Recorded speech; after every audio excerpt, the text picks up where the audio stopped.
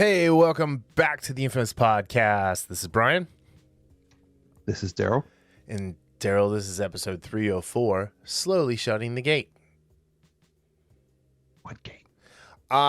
Okay, so before we get started, I'm just going to tell everybody, we are ranting this week. I think that's a good way to With put a it. purpose. Would you agree? Yeah, Yeah. I mean, we're not ranting. We're not yelling at the clouds. Like we have a point to what we're doing this week. I am just going to say, hopefully Dan Slott blocks me after this. So anyway, yeah, so this week we were talking about this just rash of not just comic book creators, but just creators and actors and whatnot in general, just bullying fans. And being really just kind of ungrateful for the position that fans have given them. Am I summing that up right? Yeah, very, very correct. That's correct. Okay. And then we're going to talk about episode 2 of Heels. And we have one solitary news bite. So I have to take the S out in the subhead, because there's no bites this week, just bite. And so we're going to get started with that. This came out in Variety on the 25th, so that'd be Wednesday of this week. Ethan Hawke is in a horror film called Black Phone, which is, as Variety says, poised as the next Blumhouse smash. And it apparently traumatized the crowd at CinemaCon, which was happening in Las Vegas this week. Okay, so, well, CinemaCon seems to have had a lot of stuff. Dude, really cool stuff. Ton of stuff came out of CinemaCon this week. That's how we got the Spider-Man trailer. There was some, they show footage of, I believe they showed footage of Top Gun Maverick. They actually screened Ghostbusters Afterlife.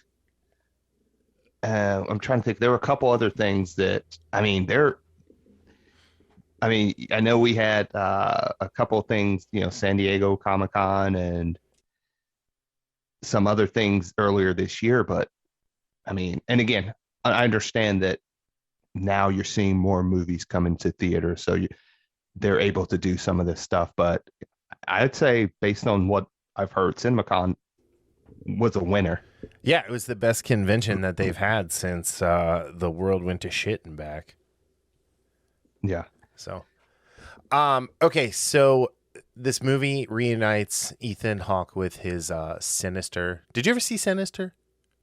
Yeah, I liked it enough. Yeah, it's actually on Netflix. Scott Scott Derrickson, who isn't that the guy who directed the first Doctor Strange? Yes, and he left Doctor Strange to over creative differences. So, okay, that's always a great sign for a Marvel movie when that happens. But this is an adaptation of a short story by Joe Hill, the writer of Lock and Key, who is also Stephen King's son. Much more talented son. I was about to say World War Z, but I got ahead of myself. That's Max Brooks. Yeah, that's Max Brooks. So Black Phone follows an abducted boy locked in a basement that's stained with the blood of half a dozen other murdered children. In the cellar with him is an antique telephone long since disconnected, which rings at night with calls from the dead. I don't like horror. I don't like horror as a genre. That's kind of cool. It's messed up. Yeah, I'm not really what you would call a horror fan either. I'm not one of those connoisseurs of, oh yes, let's check out this movie Martyrs, which I've read enough about that. I'm never going to watch it. Yeah. But stuff does kind of catch me every now and then. Like I like the Conjuring universe for the most part. There's stuff here and there. I like some of the A24 or Blumhouse movies. So this does really seem interesting. And I did not know Ethan Hawke had a no bad guys rule that he's breaking for this movie. Yeah, I that was news to me as well. I think that's kind of new, right? Or well, maybe because I'm trying to think. I guess he wasn't a bad guy in Training Day, was he? No, he was the face. Yeah, the face to Denzel's heel. But so this was adapted by Dickerson and C. Robert Cargill. And it co-stars Jeremy Davies, E. Roger Mitchell, Madeline McGraw, and James Ransone. So, oh yeah, I guess he wasn't even a bad guy in The Purge. So, No, he was the one of the afflicted families. yeah. So, Yeah, I'm going through his list, and no, I'm not. I mean, he played Jolly the pimp in Valerian and the City of a Thousand Planets, but I don't think he was a bad guy. Yeah, and again, some of these movies I don't know what they are, well, he was the but bad guy in The Explorers. I'm kidding. I'm kidding. No, I mean this is cool. Like I mean we did the whole like Blumhouse thing at Halloween, which we're gonna do again with the Amazon Blumhouse. What was it called? I forget. welcome to Yeah, Blumhouse. welcome to Blumhouse. They actually did the trailer a few days ago of the four movies coming out in Oh, I October. missed. I gotta go track those down. But I mean, like Jason has done like some really amazing things with this studio, making these like really. It's kind of like filmmaking of yore, if you will. Like, and when I say yore, I'm talking about the '90s, where we had this like explosion of indie film, where it was $3 to $10 million movies, or even less in some cases, like $100,000 movies that got sold at film festivals that were game changing films. Hmm. And while I don't think much of the supernatural horror stuff is super game changing as far as like just national culture conversation, it's still fantastically important in filmmaking right now because it's a style of filmmaking as far as the indie type content, and the fact that they all make huge profits. Yeah. So I mean he's doing something right because people enjoy going to that, and this is going to be in the theaters on January 28th, 2022. Yeah. So I'm wondering when I'm curious to know when a trailer is gonna hit the interwebs and all that, Yeah. because again, I like Blumhouse. I like a lot of what he did. Last year's Welcome to Blumhouse wasn't. I don't think some of those movies were just picked up for distribution. They Yeah. weren't made specifically by Blumhouse. But I'm they kind hoping of the felt that ones, Blumhouse mold, with the type yeah. of stories they were. Except no, there was that one, that just felt off.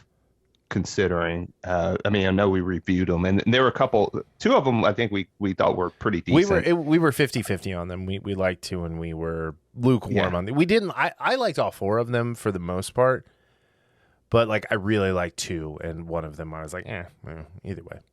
Yeah, that's kind of how it was. So I always give his stuff and studios like A24 chances, because they have, more often than not, they give you something interesting. Mm-hmm. It doesn't have to be great.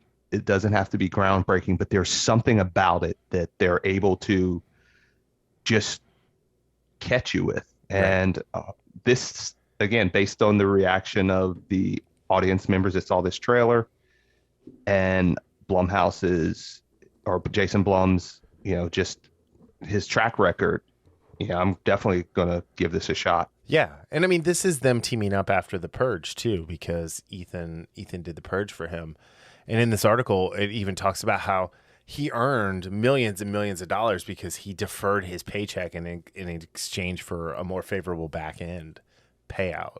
So Nice. yeah, I mean, dude, Ethan Hawke's he's a smart dude. I mean, other than divorcing Uma Thurman, like I'll never understand that, but. I'm a big like I like Ethan Hawke. He's up there like kind of Christian Slater, Kevin Costner. Like I'll watch anything that they do, sort of a thing. Mm-hmm. So anyway, so that's we have that to look forward to in January. So moving on to heels.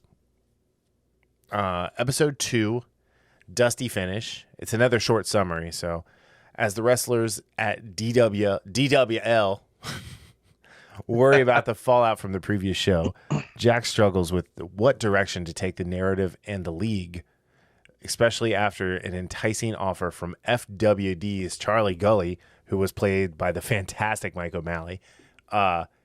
Ace's humiliating breakdown in the ring. After Ace's humiliating breakdown in the ring, he goes into a tailspin and disappears, causing Jack and Crystal to scour Duffy before Ace does anything too regrettable.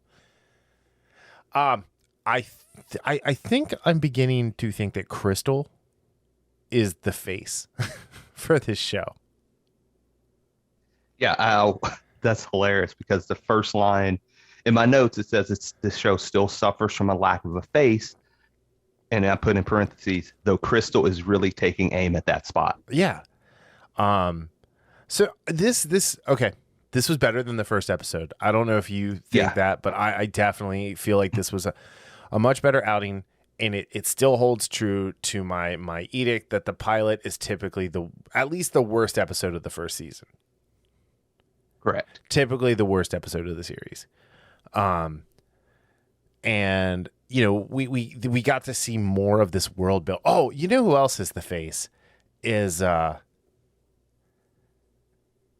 Stacey Spade, played by Allison Luff. Yeah, and I think you see that more towards the end of this episode. Yeah. So I mean, she takes it upon herself to get stuff done that Jack is not doing. Right. So yeah, because I saw a ton of stuff online about like, oh, Stephen Amell is just he's just Oliver Queen in wrestling tights, and it's like, well, he's poor, so there's that, and he's not Oliver Queen, he's just a dick, and kind of a bad dad and husband. Yeah, no, I said that last week, and he absolutely is channeling aspects of Oliver Queen in this. Yeah, maybe like the super controlling nature of him. Yeah, and again, this is only 2 episodes in. Yeah. So and that's the thing where, you know, sometimes I'll say like I can be overly critical about things, but then, you know, kind of rein it back because this episode, it wasn't great, but it looks like it kind of is trying to, you know, line up its way and where the direction it wants to go. I feel like they did a good job moving all of their pawns into position before they start like the actual game. Introducing Charlie Gully. Willie is Mary McCormick's character. I think was really important, and you know, they kind of put a little bit of a human face on him, even though he's a dick as well.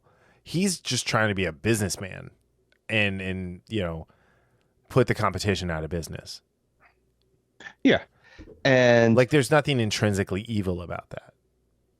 Yeah, and I will say this. I do want to see more of, because, you know, you have Jack, you have Ace, who are both, you know, dicks, and you have like everybody involved with the wrestling promotion. They have that hard, you know, dickish exterior. I mean, that's not necessarily meaning they're bad, but I want to see more of some of the other wrestlers, and because we got snippets here and there of their interactions together, and I do like the camaraderie it seems that they have, and again, I think a lot of this stuff, I'm kind of with you here in the sense of, you know, the pilot has a lot to live up to in any show because it's giving you so much and trying to keep your attention while also trying to introduce you to these characters and their world and portions of their backstory, but not too much to inundate you with too much. This episode kind of slows down a little bit in that we get a little bit more of the history of the Spades, and it's really interesting when you see Jack open up for a minute to Crystal about why he thinks Ace, because Ace is still hurting from what happened. Well, I like that he revealed that Ace didn't even want to wrestle. He kind of forced him into it. Yeah. That was cool. That was interesting. So I was so going to go a Vampire Diaries on you there, and you would have made fun of me because it kind of reminded me of it kind of turned things on its head in the sense of, okay, so Jack is the one that pushed him, and there's an example of that in there. But Okay. you know, I'll leave that. And I think the interesting thing too is we met the actual villain of the series this week, which was Carol Spade, the mom. She was horrible. Wow. She's awful. Yes. She's a horrible, like Yeah. she's a heel 100%. But to kind of go back to the DWL wrestlers, Apocalypse, Diego, and Rooster, and then I forget the guy Turquoise, because Big Rick retired. But I really like you said, I like their camaraderie, and damn it, they're making me like James Harrison as Apocalypse. And as you know, I mean, he was a Steeler. He's one of the dirtiest football players that's ever played football, and I like him. Like, I like his character. He's doing. I think, you know, I mean, this is like his first big acting role. He's doing a good job. But I did like you said, we got to know more about them. Like, we found out that Rooster like runs a karaoke night. I don't think he owns the bar. They weren't super clear about that, but I don't think that mattered. But you know, Apocalypse is like, look, man, Tom Spade took me in, and Jack, you know, took me in and helped me get clean, and so I've got this like loyalty to them for what they've done. Like, I'm here to give them time, which I thought was really great to show, like, that. Yeah, like, Jack Spade is not all like what was it Peter Stavanovich said in or Star-Lord said to him in Guardians of the Galaxy, he's a asshole, but he's not an asshole all the time, or dick. He's not 100% of dick. Yeah. So that, it, like, honestly, it literally made me think of that scene, and so yeah, I like them. I actually like the supporting cast much better than the main cast, and it's almost like I do too. Like, I'm yearned for the scenes with like Crystal and her, I'm assuming, brothers on the trampoline. Like, that was great. That showed like a true love of wrestling, and kind of you got more insight into her character after she'd spent the day with everyone telling her how bad she is. Yeah. Yet she dropped everything to go help look for Ace. Yeah, and she had the holy shit moment of the episode as well. That Hurricane Rana was amazing. Like, I don't know how many times they did that, but one, she totally killed that guy because she drove his head into the asphalt. Yeah. But he came up holding, like, you know, when she came up, he was holding his back. So, you know, there was that. But yeah, that was great. Like, hopefully, I liked that there wasn't any wrestling this week. To be honest, because they needed to build the world of Duffy a little better, or a little more, not better. But this is like Friday Night Lights' slow cousin.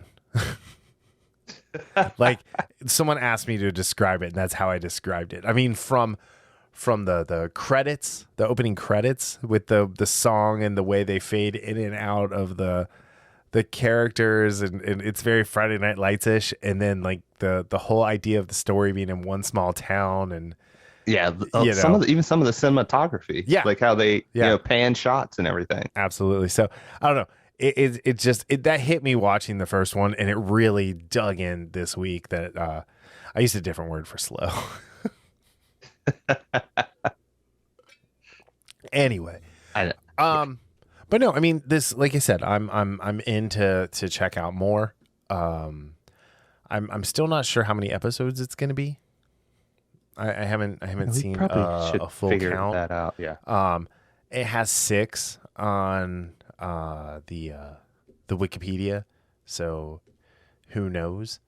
I will say next week I'm excited for the return of our boy, the no longer voice of the voiceless, the best in the world, Ricky Rabies. So he's going to be in next week's episode. Oh, that's great. Yeah, so CM Punk is going to be, he's a journeyman, like, wrestler who comes in, a guy named Ricky Rabies. Okay, so I want to talk about CM Punk for a second too, but before that, out of 5 barroom temper tantrums, what do you give this episode? I give this a 3, and it's on the rise. It still was lacking a little bit, but the important thing, and this is the most important thing with this episode, like you said, it's driving the story, the characters forward. It's opening up a little bit more on the characters, and one of the things I didn't mention, it's adding a secondary, what will be a stumbling block for the Duffys, or not the Duffys, but for the Spade brothers, because it's when Crystal tells Jack Ace would make a great heel. Yeah. And then you have the conversation when Jack's sort of apologizing, and what does Ace say? I never want to be booed again, ever. Yep. And Jack, even if it's good for business and the guilt he feels for a lot of stuff, that's going to play out sometime down the line this season. Yep. And that's what I'm very intrigued to see. So I give it a 3 out of 5, but it's definitely on a slow climb. Yeah. Higher. I'm going a 3.5 out of 5 again this week, on the strength of Kelly Berglund and Allison Luff's characters killing it. Yeah. Like literally saving the day in multiple instances. And when Stacey Spade takes care of those squirrels, that was a great surprise moment that you never saw coming. So no, I didn't either. Anyway. I did not see that coming. All right, so before we neither did the squirrels. No, they did not. Before we move on, we talked about CM Punk for a second. CM Punk made his return to AEW wrestling, or made it to wrestling on AEW last Friday. So we're recording this on Friday the 27th. I made sure I was done with everything so I could drop what I was doing to watch Rampage, because I watch Dynamite every week, and I watched the first episode of Rampage. That premiere of him coming out was one of the 5 best. Now let me rephrase that. One of the 3 best returns to wrestling, from a pop, from the way it was done, and just from the gratitude that he showed to the fans. Dude, he pseudo crowd surfed in that one. Yeah, he dove into the crowd in the middle of a quote unquote pandemic. Hey, she said it. I'm allowed to say it. Anyway, but no, it was great. In the promo that he cut, it was really great because he came out there and he spoke from the heart. And I like heels because I like wrestling, plain and simple. Mm-hmm. I love wrestling. I'm not in that. Let's not even. I ordered 2 of the CM Punk shirts, one for me and one for Angel. Like I kept trying, and I finally got through on like Saturday afternoon because Pro Wrestling Tees website kept crashing because it's the #1 shirt they've ever done. And they're like, might have to get me one. AEW is a t-shirt company as much as it's a wrestling company. So that's saying something. And anyway, just to kind of wrap this back up, it's really exciting to have someone like CM Punk back in wrestling. And the way he came out, even Jim Cornette, who hates AEW, I don't know, he doesn't hate AEW. He's just, it's not his style. Came out and said that it was perfect. And hearing Jim Cornette say that, I was like, wow, that right there, you won over your biggest detractor. Because I don't consider WWE to be AEW detractors. They're AEW deniers.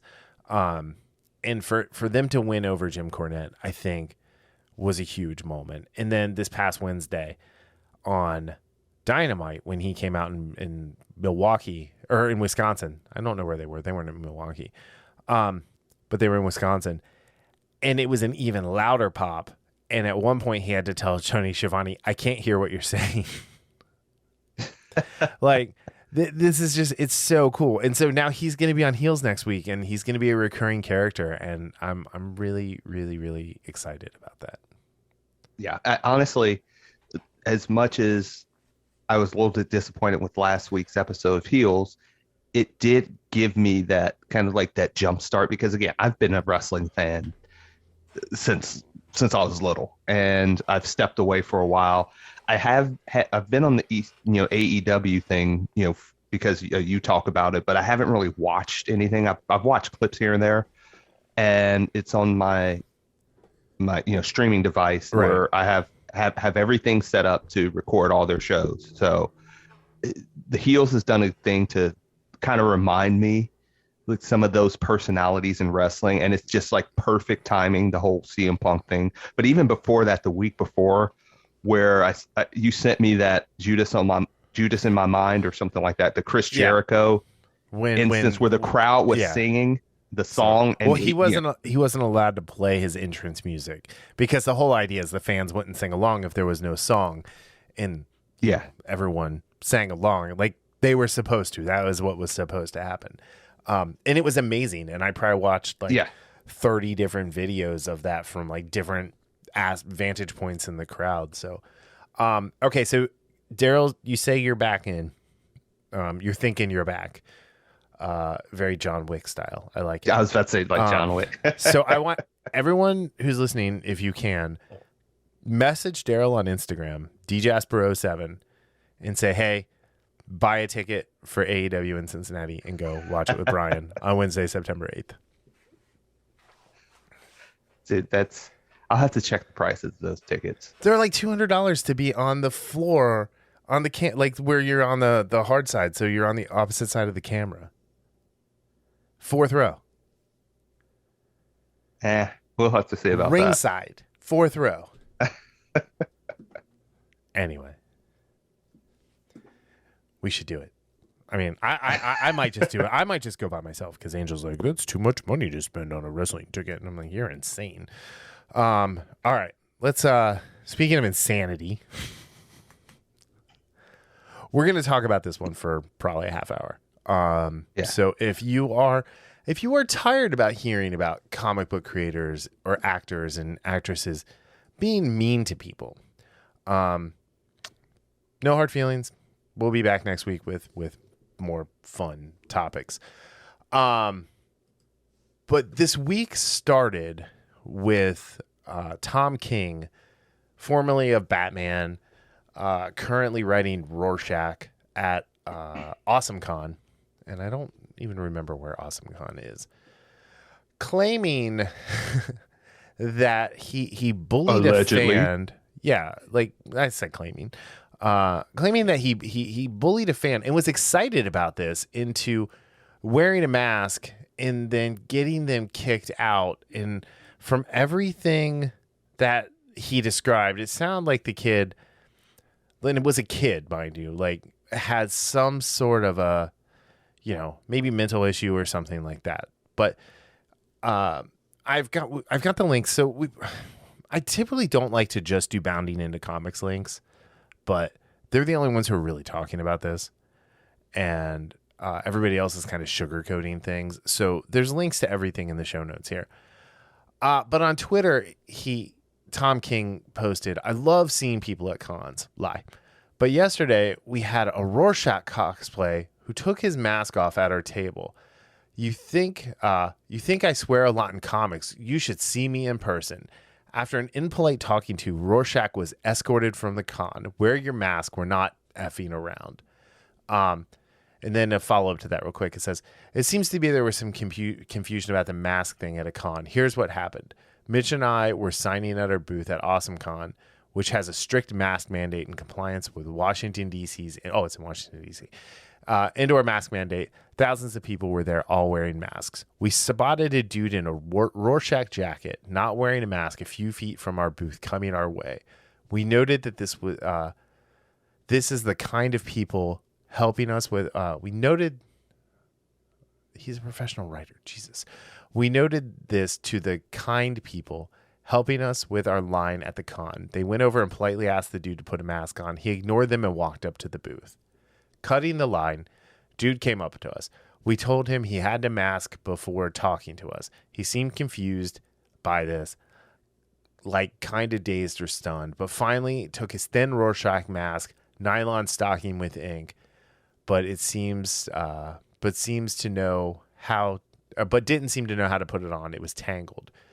We asked him to stand back from the booth while he figured out his mask. He didn't move. We asked him again, didn't move. At this point, I sent some language his way, no regrets. He finally woke up a bit, took a bit of a step back, and put his Rorschach nine-line sock thing. He handed us 2 books. We signed them quickly. We didn't want him in line with that mask. He walked a few feet away, removed the mask, and went maskless into the con. We were later informed that the kind people helping us at the con, as they were obligated to do, reported this behavior to the con management, and this dude was removed for violating the con and district's policy. All right, here's the thing. He 100% bullied a kid who was just excited to see him. Plain and simple, right? You don't have to curse at some kid wearing a mask. The other thing is when he's talking about the Rorschach costume, he's essentially saying that this kid's all right. Which, oh, absolutely. Yeah. And and then the other part of this is actual people did reporting and they reached out, and the Awesome Con people said there was no altercation of this. There was no complaining. Everyone was complying with the rules, and there was no incident of us kicking someone out. Tom King claims to have worked for the CIA. Yeah. Tom King is a liar. If he worked for the CIA, he is a professional liar. Here's the thing. Tom King cannot get out of comics fast enough at this point. He is the tip of the spear for what is wrong with creators at this point. I will say I enjoyed the first part of his run on Batman. And I, at one point when I was still on Twitter, tweeted at him and said, "Hey, I really love what you're doing with Batman. Keep it up. You know, I'm enjoying the book." And he just replied back, "Suck it, nerd." Okay. Like, how is that okay? It's not just that it's not okay. It's not smart. No. Why are you behaving that way towards people that are giving you credit for something you've done? I am so done with this dude. What he did to Jay Lee, who is a fellow artist, fellow creator, and we talked about that last year, was sick and wrong and mean-spirited and just all around just bad behavior. And these are the people who think that they're the heroes in these stories. Dude, you're not. You know, it's so ridiculous that people like him are out there. And here's the thing. This isn't even the worst story that we heard this week. No, it's another bullying story. And so before we get to that bullying story, the Cowboy Bebop live action Netflix series character reveals happened this week. And, you know, we're neither one of us, I'm going to speak for you. Neither one of us are huge Cowboy Bebop fans. I think that's safe to say.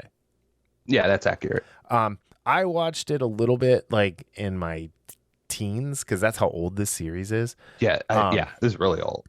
When it was on Adult Swim. So I mean, and it was already old by then. And I liked it okay, but I came in kind of in the middle. And so I never really understood what was going on. I really just kind of watched it waiting for Conan O'Brien to come on. But John Cho is going to play Spike Spiegel, who is, you know, the main character. It looks spot on. Spot on. You have Mustafa Shakar. Is that how you say it? Sounds about accurate.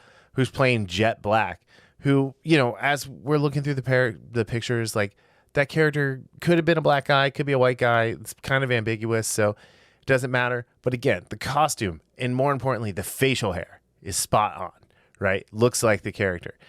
And then you have Daniela Pineda. Thank you. As Faye Valentine. And character looks nothing like the costume looks nothing like it. And essentially she wore like a yellow, like kind of I guess, is it a crop top? Is that what you would call that? Yeah, something along those lines. Like a yellow, like crop top type thing, and like a red cardigan and short shorts and, you know, some kind of leggings. And instead they have her in like, she looks like Tyler Durden. like honestly, like the outfit looks like something like that a female version of Tyler Durden would have worn. And don't get any ideas, Hollywood. We don't want that. And then like her hair is like a little different, which is fine, right?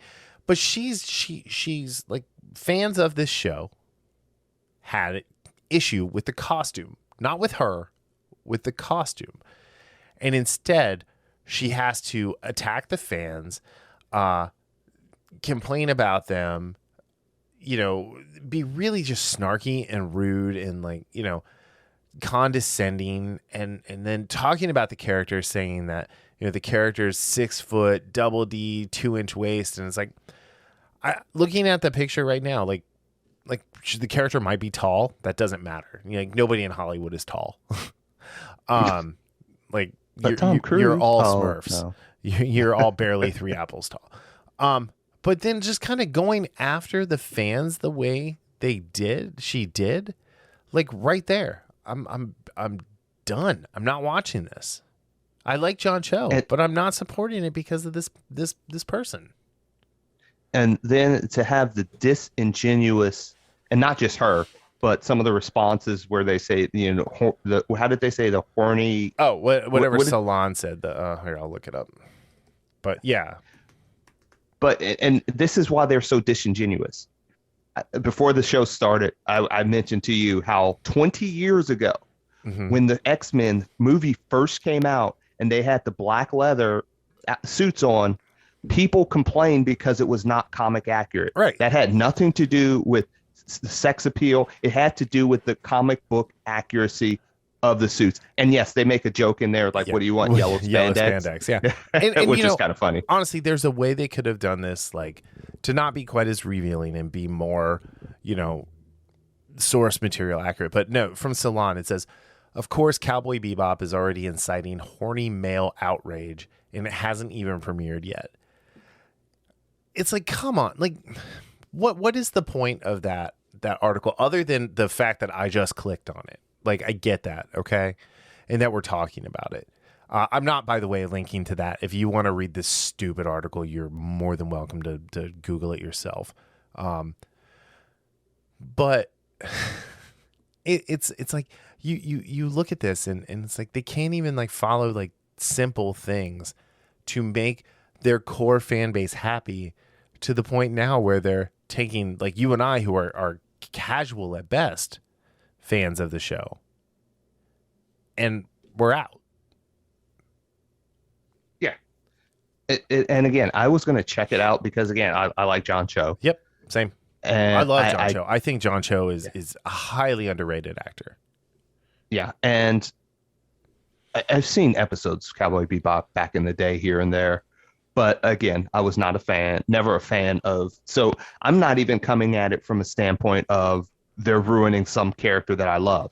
I'm coming at it from a standpoint of, look at what you have. Stop trying to act like you're more creative than these people that first created this show, that you're better than them, because you're not. Well, yeah. And then you have someone like Daniela who, they're not talking about you, lady. Yeah. They're talking about what they see as the character and how it does not match what they've been following for years. Mm-hmm.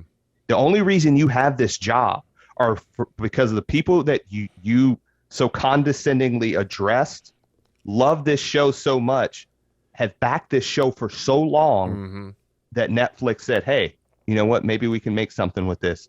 Granted, Netflix and anime usually don't do well. Right. But still, that's the only reason you have a job. Well, I had to look her up because I didn't know who she was, because I didn't watch the originals or the Vampire Diaries. Yeah, I remember her. Like, yeah. But she was in the Jurassic World Fallen Kingdom movie, and she's going to be in the third one.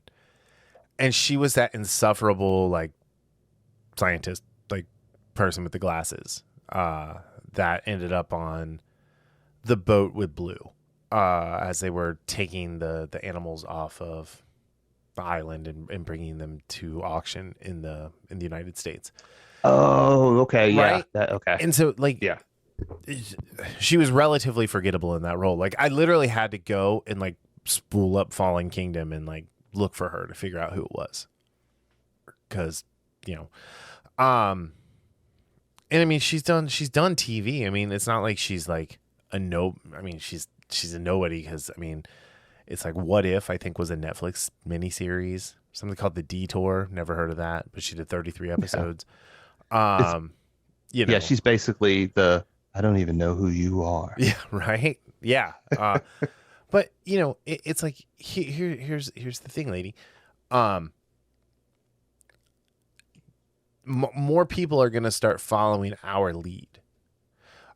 When I was listening to Thinking Critical earlier today, and they were talking about all of this, I left a particular comment that applies more to the next part of this story in Dan Slott. But I'm and I've told you, I'm done with these people. My comic book pull list right now is so small that it's like maybe I should just stop collecting comics altogether, because I'm not supporting these people. And we talked about the Substack guys. Y'all are on a short leash. Mm-hmm. Yeah. Like you have to like fly right.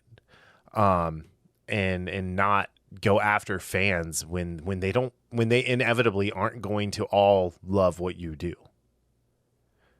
So yeah. I mean, you made a great point. Oh, sorry, go ahead.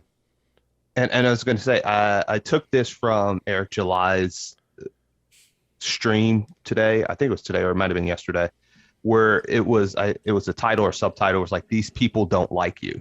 No, they don't. And you're seeing it right now. You're seeing it and again, this is not just comics. This is not just movies.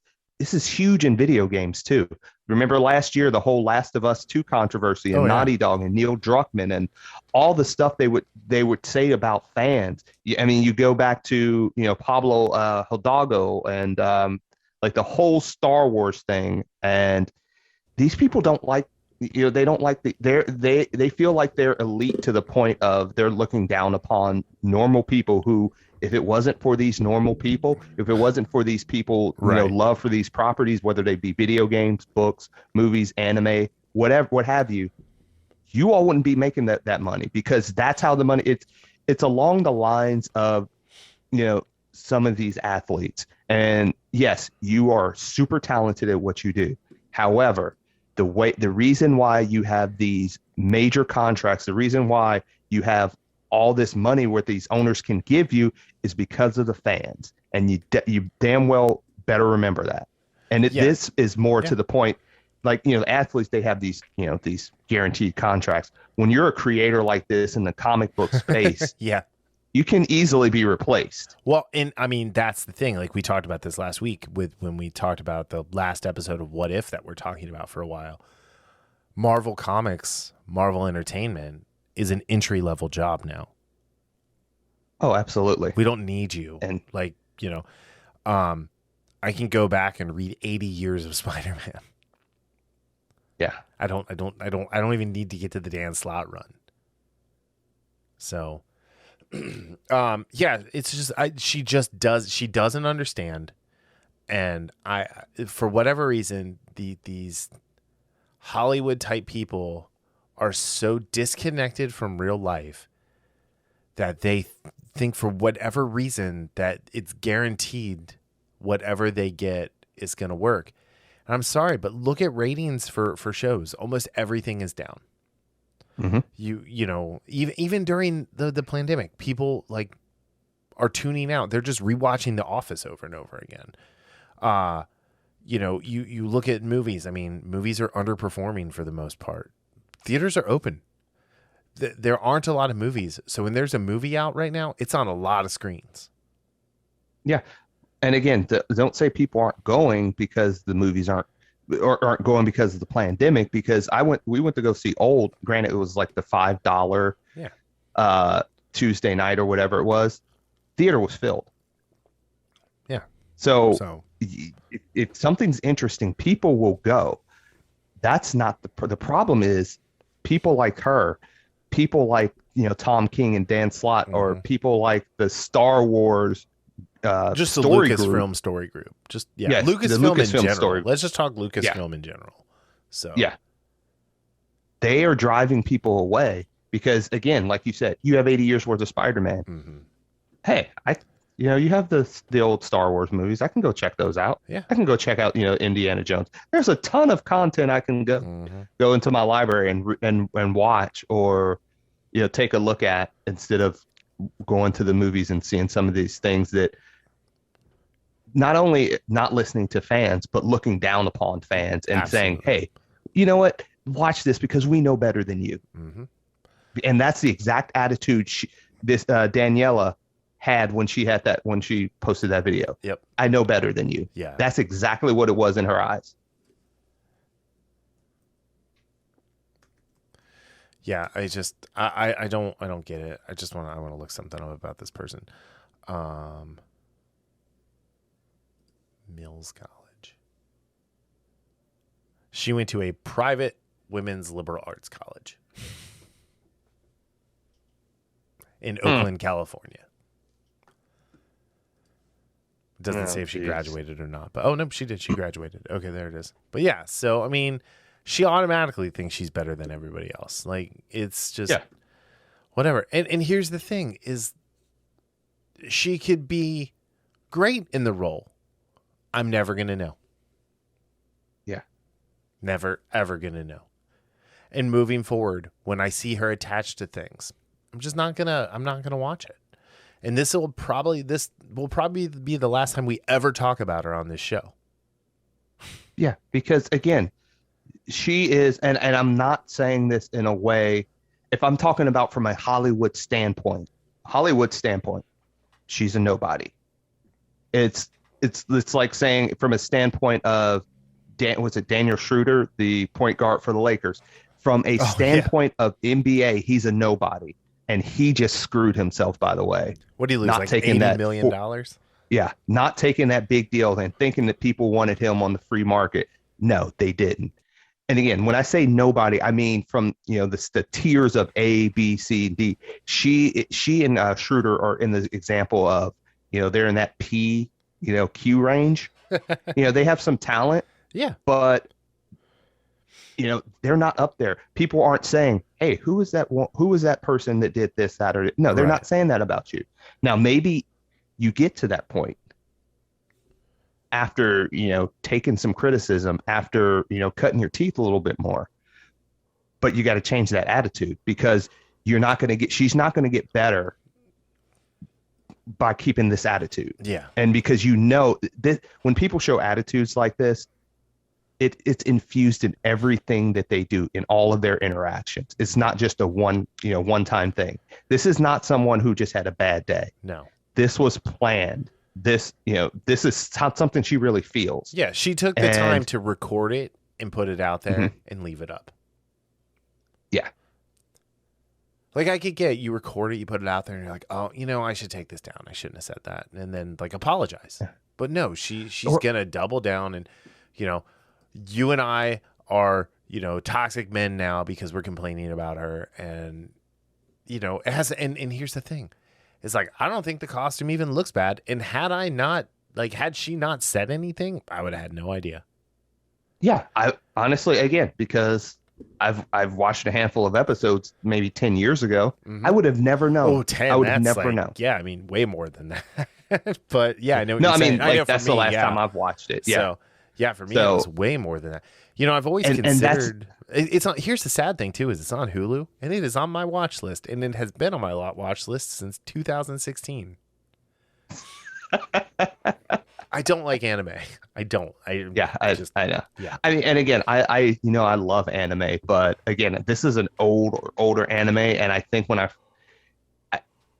it was just one of those things that really didn't catch me. And it might have been the same instance as you, and it's that I caught it like midway through, and I'm like, okay, I have no idea what's going on. Yeah, but I mean, it's on my anime or on my Yeah, watch list where I can literally watch from the beginning.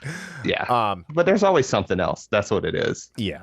Oh, absolutely. Well, yeah. I mean, so I found some of the guys from Broken Lizard have a show. It was on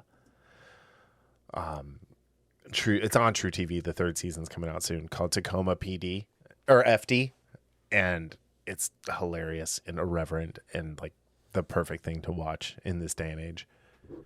All right, let's Also talk. great is What? I was just gonna say it's also great watching Modern Family. Some of the jokes that that are too offensive for TV now. Well, so since we have Stars right now, there's a show called The Rules of Engagement with Patrick Warburton and David Spade and Oliver Hudson, and like there's no way they would air the way it is right now. Like Absolutely not. Jeff would be like the most toxic man ever, and David Spade was the essentially the prototype for Barney on How I Met Your Mother. Just they softened Barney up a little bit. Anyway, let's talk about Dan Slott. No, I had it right the first time. Yeah. Okay. So here's the thing: is we have two things to talk about Dan Slott. But first, I want to remind people, and we talked about this. Marvel did a thing on Disney Plus called Marvel 616, where they went around and did all these little mini documentaries behind the scenes of Marvel Studios. And Tom Brevoort is sitting there telling everyone how Dan Slott doesn't turn things in on time because he spends too much time on Twitter. That's great. Here's the thing. Fire him. What he did. Absolutely. What he's been doing to these fans, fire him. The fact that he doesn't get things done and you have to hire other people, fire him. The fact that he thinks he's some gigantic celebrity out there, fire him. Absolutely. Tell him to kick rock. Just plain and simple.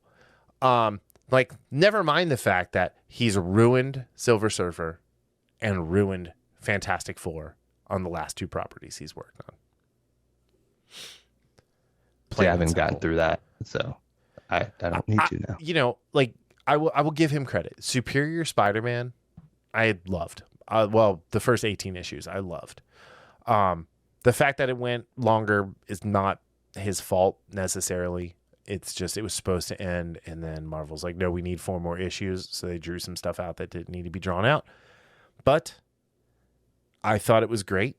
And I actually had a conversation this morning with Brian Williams, the original version of Darryl, on the podcast, about did I like it so much because it was a great concept, or did I like it so much because it was good? And I could not answer that question. Okay, so Dan Slott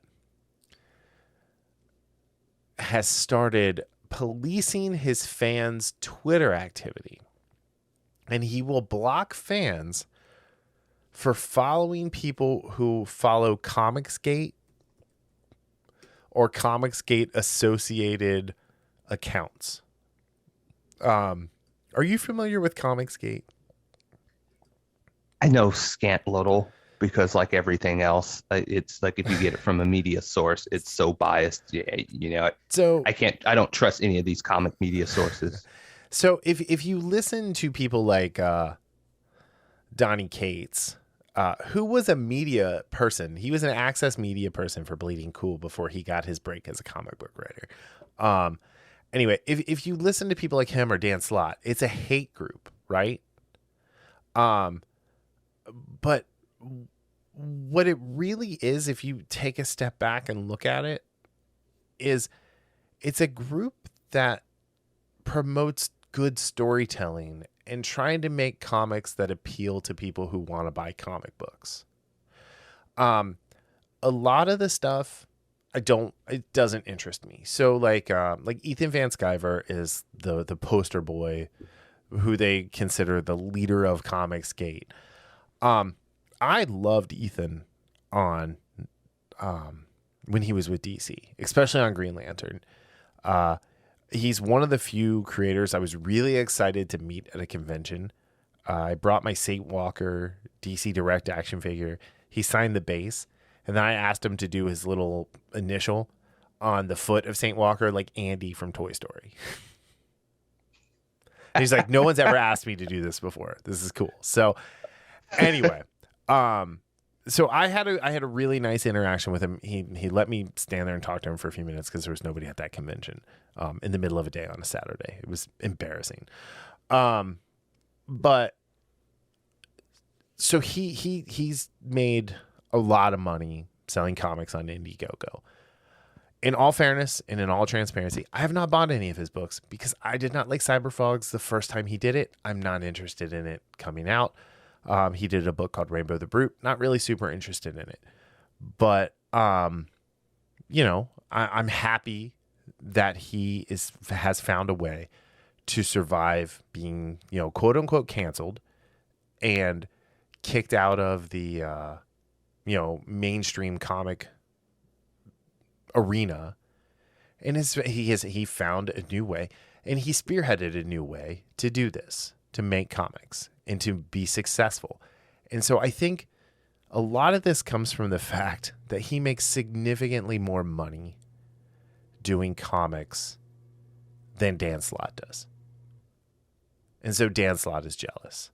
I don't know if you've heard, but if you create a character and they use it in a Marvel movie, you get a flat $5,000 fee. Why would you create a character for Marvel then? Well, Ed Brubaker said because he created the Winter Soldier as it stands, that they used in the film. He said that you know, I only made $5,000. I actually made more money by doing a cameo in the movie than I did at any point from writing the book or getting the rights to the character. And the Snyder Cut, Barry Allen goes to visit his dad in Blackgate Penitentiary. Ethan Van Sciver got like $100,000 royalty check because they used Blackgate Penitentiary, which is something he made up when he was drawing The Flash with Jeff Johns. Wow. Right? It's just like you hit the nail on the head. Why would you create any characters and give them to these two massive corporations? And the thing is, and with these massive corporations that they have 80 years, you know, of history, plus years of history, sure, or whatever. Now you have stuff like Indiegogo, you have stuff like Substack. And while at the same time, these creators are, like you said earlier in the previous segment, you know, you're all on notice in the sense of you better bring it when you bring it, you know, whatever you're doing. But at the same time, it also opens up constraints. Right.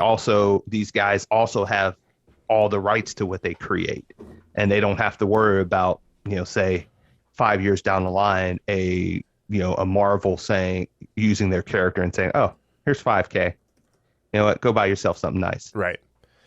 But yeah, so when you're looking at this, right, he's policing the people who follow him That's psychotic, man. Instead of being grateful that people are following him and engaging with him. He has 134.8 thousand, so 134,800,000 and change followers. He only follows 1,800 people, which is, you know, fair. I mean, I think that's probably more people than he should follow, to be honest. But, but I mean, he tweets constantly. So to prepare for this, I've been on Twitter a lot. I'm sorry. Side note tangent. Cobra Kai gets an early season 5 renewal ahead of season 4 premiere. Oh, that's great news. We will talk about that next week. But he goes like, you know, like any of these people who are complaining about this stuff, if I want to go and look and read the actual tweet, I have to scroll for like 10, 15 minutes to get through because there is just so much tweeting. And it's like, what do you do with your day? Like how is this like healthy for you to be doing this? But he's just going through and blocking people and just because they're affiliated with this. And then on top of that, he bullied a small YouTuber who was having an interaction with him. And, then Dan started sending him DMs. And saying you need to take these tweets down. Like, not only then is he saying, you can't follow or like things from these other people. You can't even like say anything bad about me, or you can't criticize me at all. And this is a person who was a fan of Dan Slott. Mm-hmm. It's just, it's insane. Yeah. And it's funny because, when you started off this segment, you mentioned how, your interactions with Ethan Van Sciver, you talked about how, you haven't bought in on one of his cyber fraud projects because you're just not a fan of that. Dan Slott is a piece of human debris. I will say that here. And yet you give him credit for what he did on Superior Spider-Man. Yeah, Superior Spider-Man. It was really really good. And that's an example of the difference between certain people is that I guarantee you that Dan Slott cannot give credit to someone he finds abhorrent, and I did that in quotation marks, because they have a different ideological viewpoint than him. Yeah. So, and these are the type of people that are writing comics, the people like him, people like Tom King, who, again, it's not to say that they didn't have talent at one point or another. And that's the thing. I can give people credit that I don't like. I can say, hey, I don't like this guy or gal, but you know what? They're pretty good. I don't like LeBron James at all. At any way, shape, or form, I don't like him. Right. But he's a great basketball player. And I will never take that away from him. No. He's a top 20 basketball player in the NBA of all time. Yeah. And that's the thing. People like Dan Slott who, bully and then, of course, pick articles because he was talking about the Comics Gate and Quirky was like, I have no idea what it is.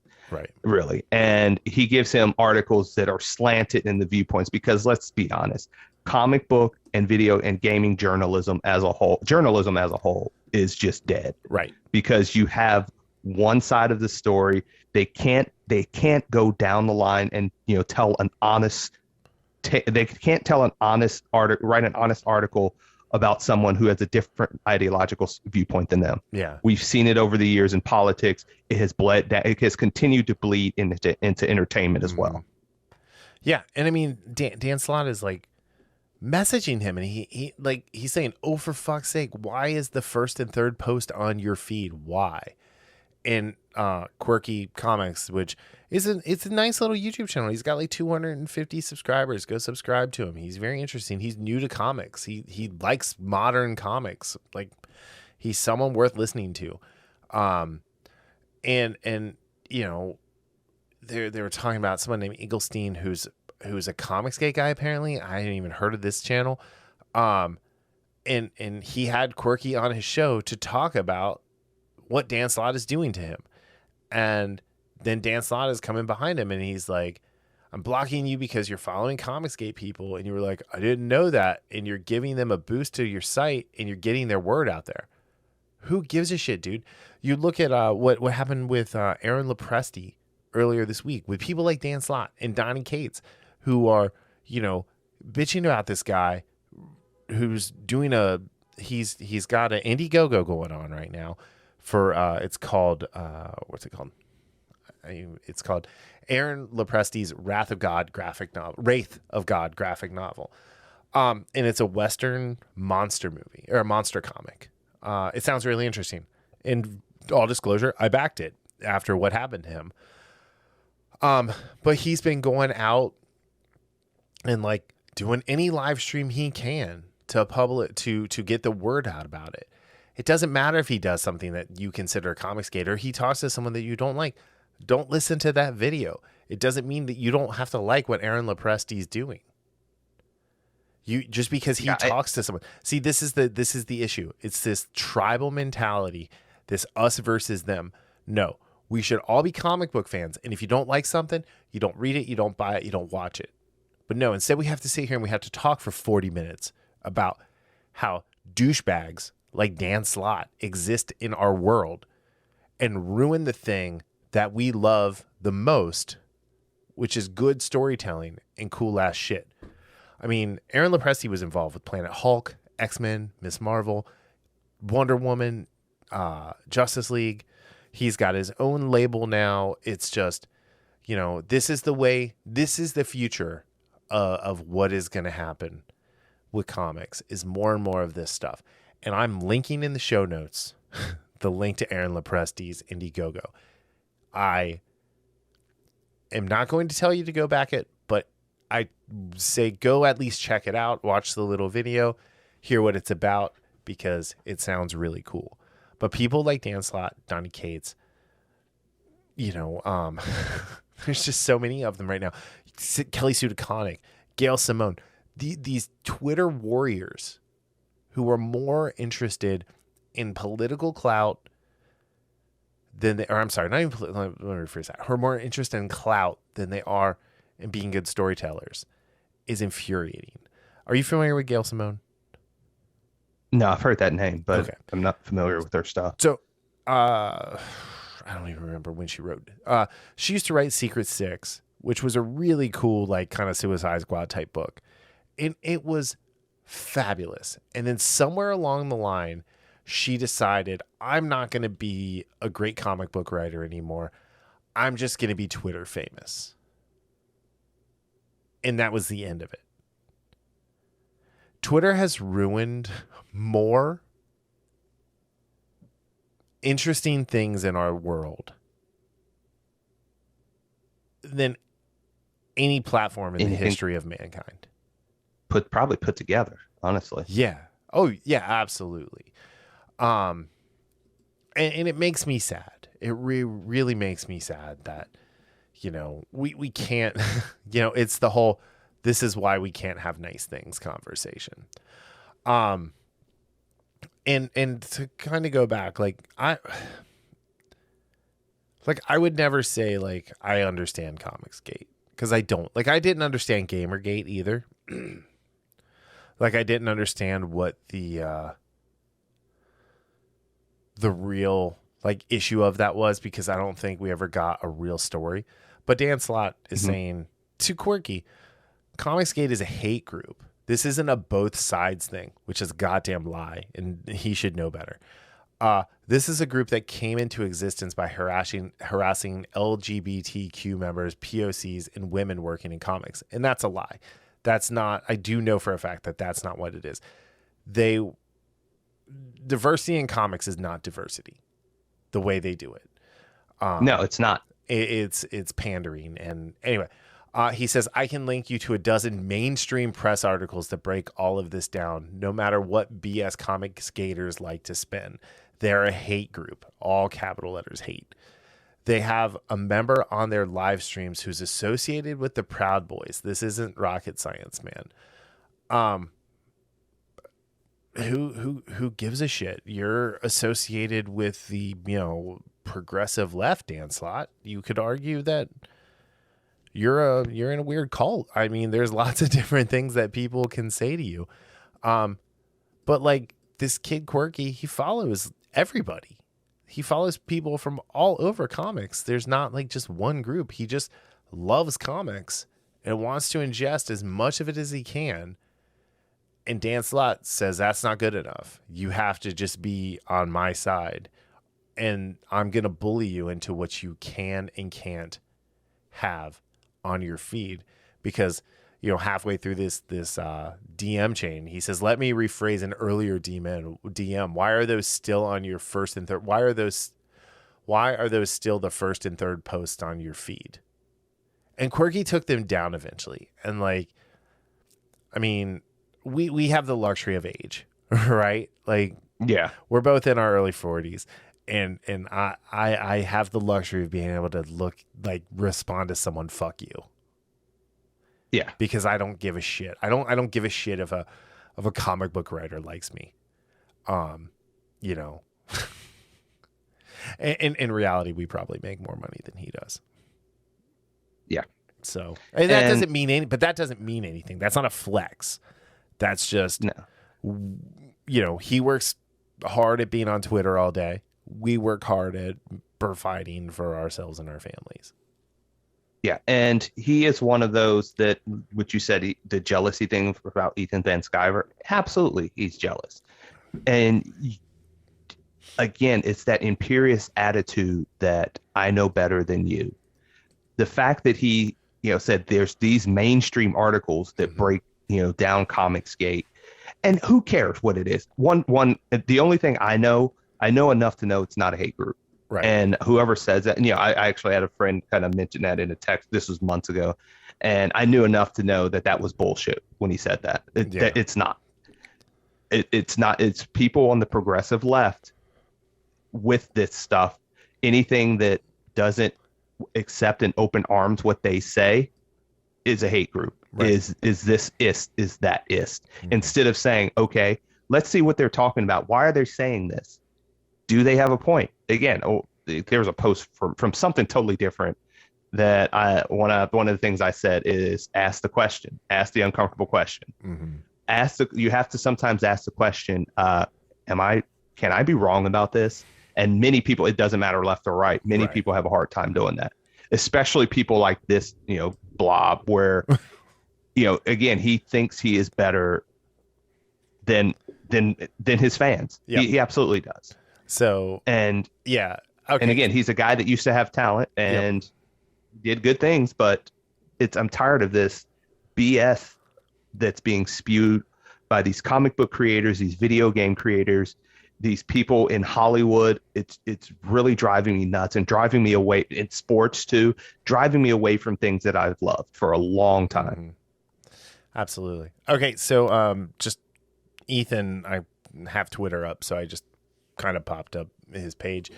An hour ago, he tweeted, "Imagine spending 25 years creating these valuable IPs for Marvel and DC Comics, only to be mistreated this way by SJWs squatting in the industry, creating culture war propaganda disguised as a useful website for comic book fans.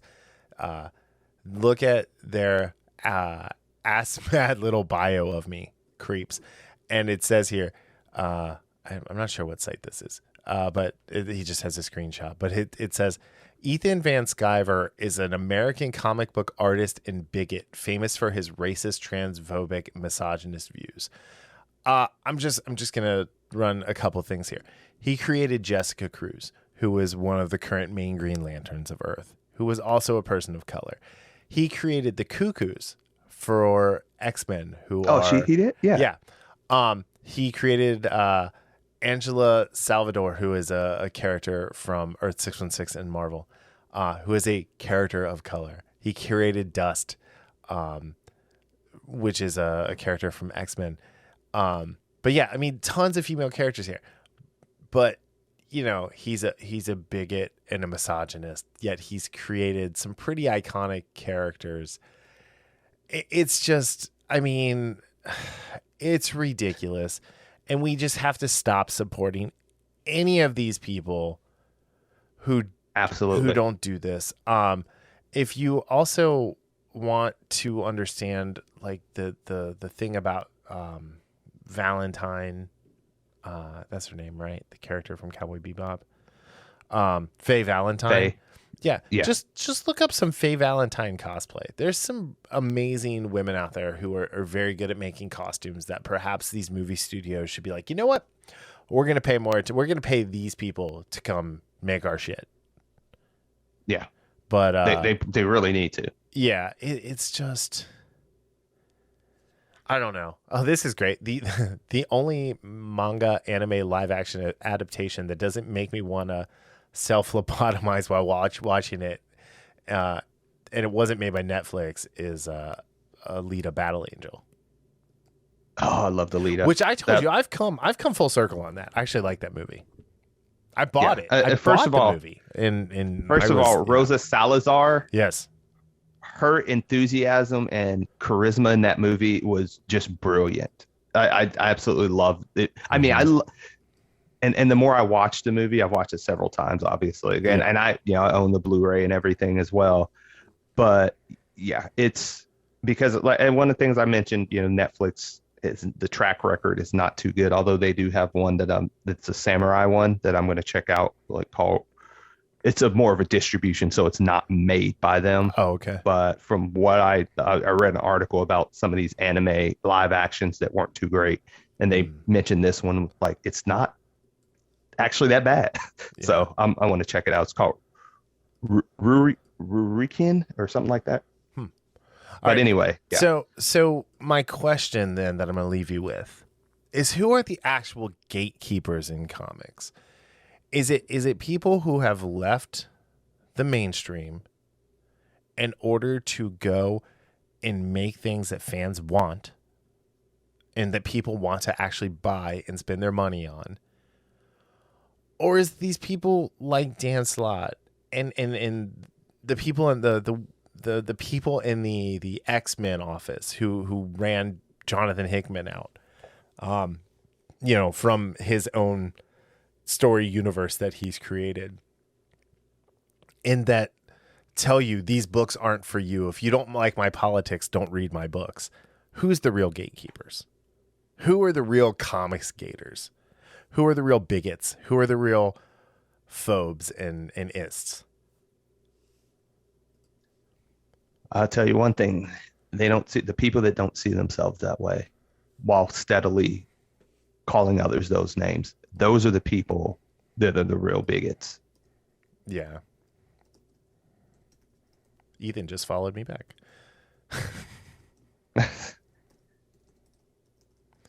Anyway, yeah, I mean they're just the worst. And we should not be supporting them. And if you're disappointed in us for saying this, that's fine. You're allowed to believe that too, and you're allowed to spend your money however you want it. And this isn't me telling you what to do with your life. This is me saying, I'm not going to hate you if you buy a Dan Slott book. I'm not even going to question you for buying a Dan Slott book. I'm just not going to do it myself. It's just to the point that when you complain about stuff like we've done that for a while. There comes a point where you have to do something about it, and the only thing we can do is show our displeasure by not giving them our dollars. Same thing goes with movies as well.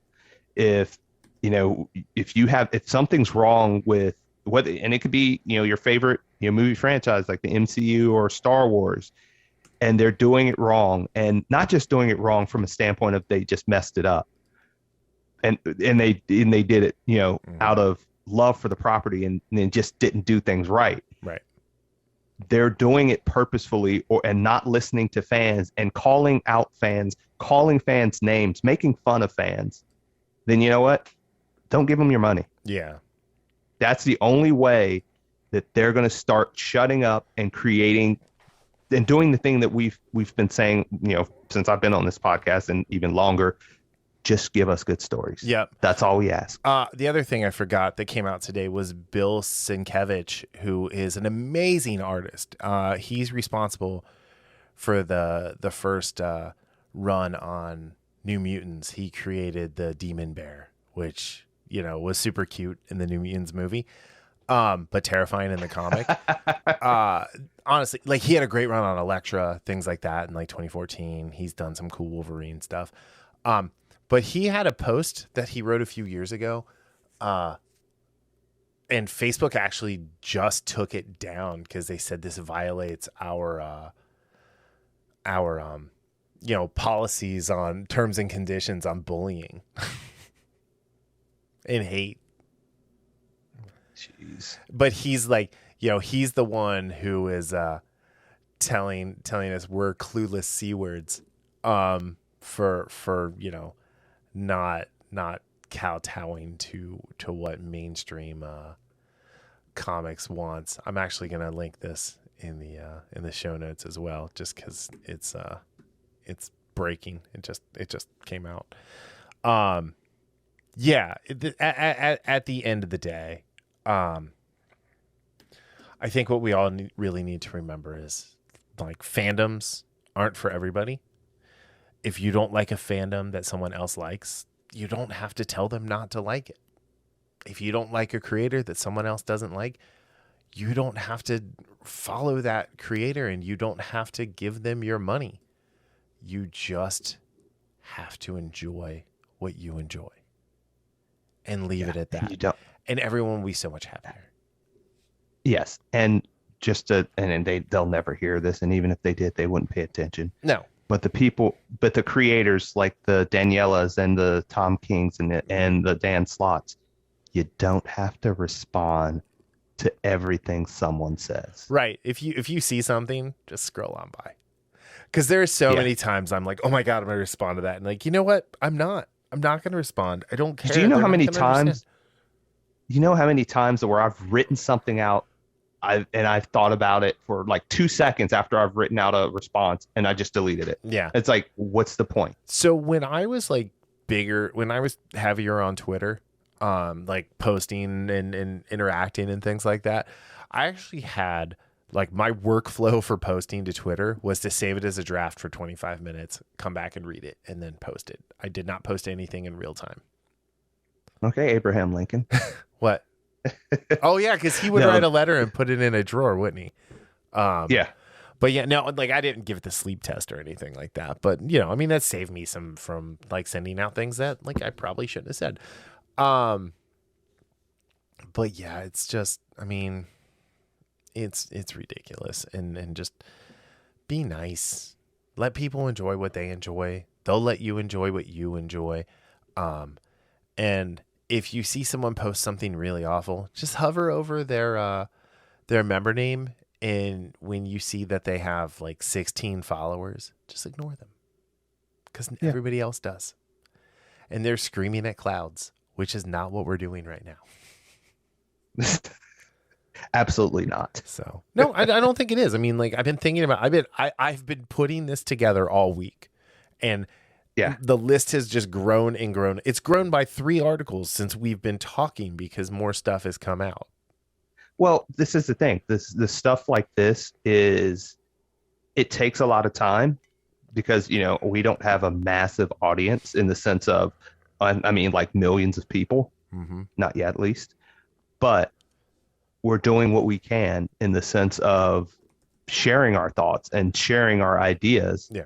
And giving people, and also saying, hey, not just complaining about it, but you can do something about it. You can support things that you like, people that respect you, people that put out good content, support them even more now. Yeah. And the people that don't respect you, case in point, go listen to my interview with Christian Colbert, and go buy the Node Chronicles, especially if you have kids and they're interested at all in reading, and they might be interested at all in technology and coding and building things. Like, it is such a great, like, entry level drug to get them hooked on just thinking. Yeah. That's a fun interview. Everyone should go listen to that. When it's 30 minutes immediately after this, just check that out. Cool. All right. I have nothing. I've said everything I have to say. I apologize for talking so much this week. No, it's especially when it's from the comic realm. It's that this is your wheelhouse. Yeah, but you're not a normie. You're not a normie. Yeah. You were. You're not anymore. But again, remember when I was talking about the levels? I might not be P and Q level in comics like some actors are. Yeah. But you're on the A tier of that, and I'm more like the I mean, as far as the comics you read and stuff, so you definitely have more of a passion and you have more of the history Yeah. of some of these writers and what they've done, Mm-hmm. good, bad, and ugly, than I do. Yeah. Even though I'm not a newbie to comics, No. I've never been that entwined with it. This is something more recently within the last year or so, as I've seen all this stuff, identity politics, continually infect, and yes, it's an infection, infect Yeah.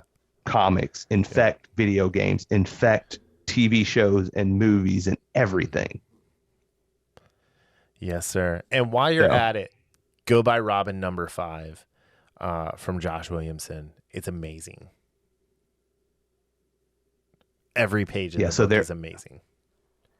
yes, there are actual comics out there that are doing what we want all these stories to do. Just Yeah. tell good stories. Mm-hmm. Just tell good stories. Do some cool shit.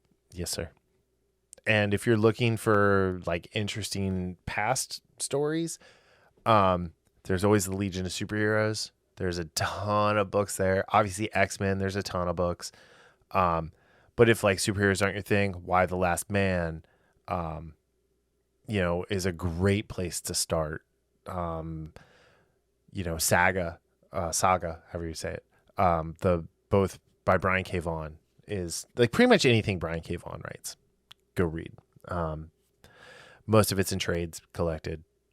It's very easy to find. Cool. Yep. All right. Well, on that note, thank you all for listening. Make sure to check us out wherever we are. The easiest place is just go to fistpodcast.com. And if you listen on iTunes, we would love a 5-star review. We haven't gotten many in lately. It's a drought. We're in a 5-star drought. Oh no. But no. Thank you, Darryl, for indulging me this week in a topic that I'm passionate about. I felt like I almost said, hey, I'm going to do this as a YouTube video. And I was like, you know what? That's going to be just me yelling at clouds. So I needed you here to legitimize my arguments. But yeah, definitely check out the interview with Christian. And I think next week we're going to get back to doing YouTube stuff, right? Like in the middle of the week. So yeah, I have a few things. Yeah, you've had life issues, and I had something every single night this week. Yeah, busy man, and I you're know. early. I think you have a couple things early next week too. Well, I mean, I'm not even talking about job interviews. I mean, like after work, I had something every single night this week. Yeah. So, and I'm actually blowing off the Columbus Toy Show to go on a electric bike ride with my electric vehicle friends on Sunday. So, just so I could be outside for a while.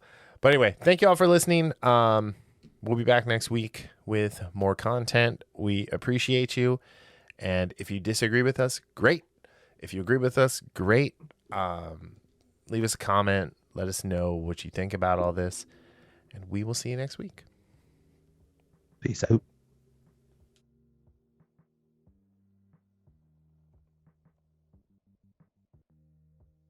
The Infamous Podcast is recorded in Kings Mills, Ohio, just north of Cincinnati. You can find new episodes every Sunday on Apple Podcast, YouTube, Spotify, Google Podcast, our website, or anywhere podcasts are downloaded. This show is hosted by Darryl Jasper and me, Brian Tudor. To find more information about the show, visit us at infamouspodcast.com and follow us on Facebook and Instagram at Infamous Podcast to keep up with the show. We also have a Patreon page, patreon.com/infamouspodcast. We have some great rewards for our patrons and are looking for help to grow the show to bring you more of the content you want to hear. Music for this podcast is provided by Michael Henry from meetmichaelhenry.com. So, whenever you're listening to us, have a great day, night, evening, weekend, whenever it is, and we'll see you next time. Thanks for listening.